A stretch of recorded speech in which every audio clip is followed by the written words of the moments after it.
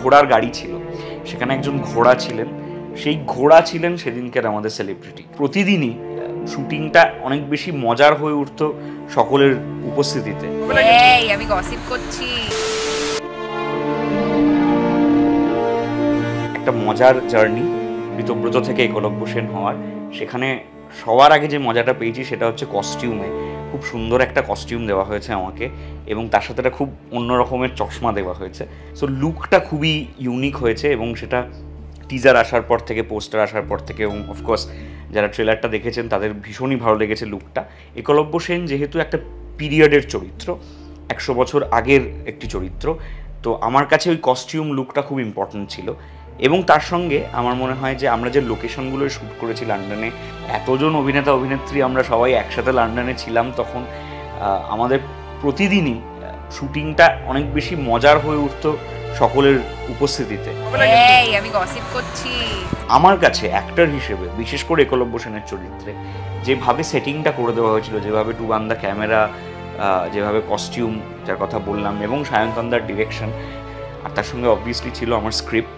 একলব্য সেনের একা অনেকগুলো সিন আছে, সেগুলোতে অভিনয় করতে আমার ভীষণ মজা লেগেছে। রবীন্দ্রকাব্য রহস্যে এমন একটা সময়কে ধরা হয়েছে যখন রবীন্দ্রনাথ ঠাকুর ইউরোপের বিভিন্ন জায়গায় যাচ্ছেন, এবং বিশেষ করে এই ছবিটার ক্ষেত্রে যখন লন্ডনে, ইংল্যান্ডে তিনি আসছেন, ব্রিটিশদের সাথে কথা বলছেন, এবং বৃহত্তরভাবে ইউরোপের অনেকজন কবি, সাহিত্যিক, লিটারারি সোসাইটির ক্রিটিক্স তাদের সঙ্গে কথা বলছেন। এই সময়টাকে বা এই অধ্যায়টাকে খুব কমই আমরা চলচ্চিত্রে পেয়েছি এর আগে। এবং যেদিন প্রথম প্রিয়াংশু চ্যাটার্জিকে রবীন্দ্রনাথের লুকে এবং কস্টিউমে দেখি on set, I was blown away. Great job done by our makeup team.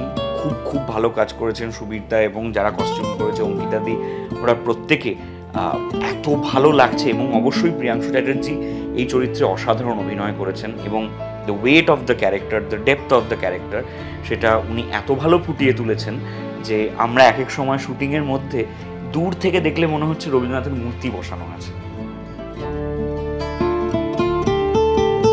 বাবা আসলে সায়ন্তনদার টিমের সাথে এবং এসকে মুভিজের সাথে একেবারে মানে ফ্যামিলির মতো। বাবার আর সায়ন্তনদার টিমের মধ্যে কিছু ইনসাইড জোকস আছে, ইনফ্যাক্ট টুবান্দার সাথেও আছে, সেগুলো আমার কম, তো সেইটা নিয়ে অনেক রকম প্যাক ট্যাক খেতে হয়েছে। বাবা আর আমি একেবারে উল্টো দুটো পক্ষে আর কি, আমরা একেবারেই এক টিমে নই, সেজন্য প্রচুর ঝগড়াঝাটি ঝামেলার সিন আছে। সেগুলো করতে গিয়েও প্রচুর বাবা এরকম, কিরে সায়ন্তন, ছেলে এখন বাবার সাথে এরকম করে চিৎকার করে কথা বলবে।